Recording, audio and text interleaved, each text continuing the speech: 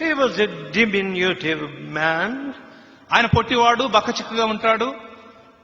And he came out of the railway carriage on the day when he was observing silence. அமைதியாக அந்த நாள் இருக்கும்படியாக மௌன விரதத்தில் இருந்தார். அப்பொழுது ட்ரெயினில் இருந்து இறங்கி வெளியே வந்து கொண்டு இருந்தார். మౌన వ్రతం పాటించడానికి రైలు బండిలోంచి దిగొచ్చాడు. Nothing so impressive. He didn't speak any words. ஒரு வார்த்தையும் அவர் பேசவில்லை. கவர்ச்சிகரமான காரியமாக ஒன்றும் இருந்ததில்லை. ఆయనలో ఏం ఆకర్షణ లేదు, ఏం మాట్లాడలేదు.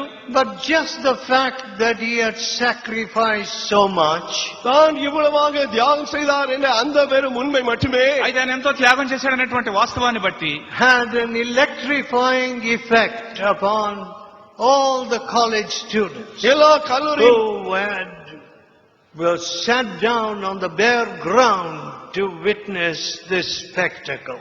இவரை பார்க்கும்படியாக அங்கு வந்து தரையிலே அமர்ந்திருந்த அந்த கல்லூரி மாணவர்கள் மேலே இது ஒரு பெரிய பாதிப்பை, ஒரு முக்கியமான உணர்வை உண்டு பண்ணிட்டு ఈ వ్రతాన్ని చూడడానికి వచ్చినటువంటి కళాశాల విద్యార్థులందరినీ కూడా చైతన్యవంతులుగా చేశాడు. It was impressive. மிக அது உற்சாகமடையக்கூடியதா இருந்தது. అది చూడడానికి చాలా బాగా ఉండినది. Unforgettable. மறக்க முடியாததா இருந்தது. మరోరాని సంఘటన. But it was not no redeeming factor about it. ஆனால் அந்த காரியத்திலே எதையுமே இந்த மீட்கக்கூடிய தன்மைக்குரிய காரியம் எதுவும் இல்லை. దానిలో మంచి ఫలితం వచ్చేటువంటిది ఏమీ లేదు. We had the satisfaction of seeing a great man. ஒரு பெரிய மனிதனை பார்த்த அந்த திருப்தி மட்டுமே அங்க உண்டு. ఏదో గొప్ప వ్యక్తిని చూసినటువంటి తృప్తి మాత్రమే. Not so when you meet Jesus. ஆனால் இயேசுவை நீங்கள் சந்திக்கும் பொழுதோ அப்படி அல்ல. అయితే మీరు యేసుని కలుసుకున్నప్పుడు అలా ఉండదు. When you meet the Lord Jesus, ஆண்டவராகிய இயேசுவை நீங்கள் சந்திக்கும் பொழுது, మీరు ప్రభువుని యేసుని కలుసుకున్నప్పుడు your blind eyes are open. உங்களுடைய குருட்டு கண்கள் திறக்கப்படுகிறது. నీ గురిటి కళ్ళు తెరవబడతాయి. Your wicked heart is transformed. உங்களுடைய துன்மார்க்கமான இருதயம் முற்றிலும் மாறி போகிறது. నీ హృదయం మారిపోతది. You know how negative people are. மக்கள் எவ்வளவு எதிர்மாறான தன்மை கொண்டவர்களாக இருக்கிறார்கள். ప్రజలంతా వ్యతిరేకమైన వారుగా ఉన్నారు తెలుసా? The Bible says, బైబిల్ சொல்கிறது, బైబిల్ చెప్తోంది, whatsoever things are pure and of a good report, think on these things. நன்மை உள்ளது எதுவோ, நற்கீர்த்தி உள்ளது எவைகளோ அவைகளே நீங்கள் யோசித்துக் கொண்டிருங்கள் என்பதாக. ఏవి పవిత్రమైనవో, ఏవి మాన్యమైనవో వాటి మీద మనసు పెట్టండి. Put that word of God right in front of you on your desk. உங்களுடைய மேஜையின் முன்பாக இந்த வசனங்களை எழுதி வையுங்கள். మీ ఎదురుగా మీ బల్ల మీద దీన్ని పెట్టుకోండి. Cultivate that habit. அந்த பழக்கத்தை நீங்கள் கற்றுக்கொள்ளுங்கள். దీనిని అభ్యాసం చేయండి. Being positive, முன்னோக்கமான மனிதனாக இருங்கள். సానుకూల దృక్పథము. Dwelling on higher, purer things. ఉన్నతమైన இன்னும் பரிசுத்தமான அந்த காரியங்களிலே தரித்திருங்கள். ఉన్నతమైన పవిత్రమైన వాటి మీద మనసు పెట్టడము. 70% of viewers of the internet are supposed to be viewing very salacious pornographic sites. இன்டர்நெட்டிலே பார்க்கிற மக்களிலே 70% மக்கள் அசுத்தமான ஆபாசமான அப்படிப்பட்ட படங்களை பார்க்க தான் அதை உபயோகப்படுத்துகிறார்கள். In terms of time, அவருடைய நேரத்தை வைத்து கணக்கிட்டு பார்த்தால் 70% அதற்காக தான் உபயோகப்படுத்தப்படுகிறது. ఇంటర్నెట్ లో వారు చూసే సమయంలో 70% కామ సంబంధమైనటువంటి భూత బొమ్మలను చూడడానికి వాళ్ళు గడుపుతున్నారు. Now I don't know if anybody here is guilty of that. இங்கு யாராவது அந்த குற்றத்தை புரிந்தவர்களாக இருக்கிறீர்களோ என்னவோ. ఇక్కడున్న వారు ఎవరైనా అలాంటి దోషం చేశారేమో నాకు తెలియదు. Let me tell you. இதை நான் சொல்லட்டு ఈ విషయం మీద చెప్తాను. You're piercing yourself with many sorrows. అనేక దుఃఖங்களினாலே உங்களையே உருவ குத்திக் கொண்டு இருக்கிறீர்கள். అనేక దుఃఖాలతో నిన్ను పొడుచుకుంటున్నావు. You're acquiring a heritage for your children and grandchildren. உங்கள் பிள்ளைகள் இருக்கிறது. అది దుష్టమైనటువంటి వారసత్వము, సంపాదన. Now it is not a strange phenomenon that we don't produce witnesses and great missionaries.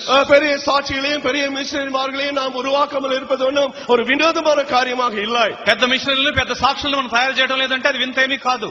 The talk at our tables is negative.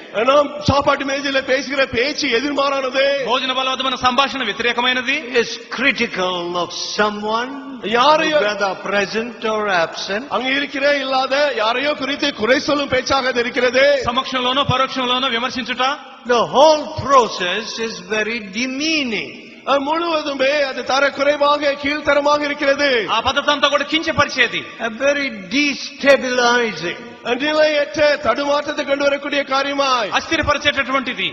It does not produce health or peace or joy. ஆரோக்கியத்தையோ சந்தோஷத்தையோ சமாதானத்தையோ அது கொண்டு வருகிறது இல்லை. ఆరోగ్యాన్ని, సంతోషాన్ని, సమాధానం ఇవ్వదు. But the Christian testimony, ஆனால் கிறிஸ்தவ சாட்சி என்று வரும் பொழுது, క్రైస్తవ సాక్ష్యము, I know whom I have believed. நான் விசுவாசித்திருக்கிறவர் இன்னார் என்பதை அறிவேன். నేను నమ్మిన వాడిని నేను ఎరుగుదును, And I am persuaded that he is able to keep that which I have committed to him against that day. அந்நாளுக்காக நான் இடத்தில் ஒப்பு கொடுத்த காரியத்தை அவர் நிச்சயமா காத்துக்கொள்வார் என்பதை நிச்சயமா அறிந்திருக்கிறேன். నేను ఆయనకు అప్పగించిన దానిని అంతవరకు కాపాడుతాడనేటువంటి నిశ్చయత నాకున్నది. There is simply no way to duplicate that kind of testimony இப்படிப்பட்ட சாட்சி anywhere in the world. உலகத்தின் எந்த மூலையிலும் இப்படிப்பட்ட சாட்சிக்கு போலியான இணையான சாட்சியை நீங்கள் உருவாக்க முடியாது. ఇలాంటి సాక్ష్యానికి పోలిన సాక్ష్యాన్ని చెప్పడం ప్రపంచం ఎక్కడైనా సాధ్యమే. I know whom I have believed. நான் விசுவாசித்திருக்கிறவர் இன்னார் என்பதை அறிவேன். నేను నమ్మిన వాడిని నేను ఎరుగుదును.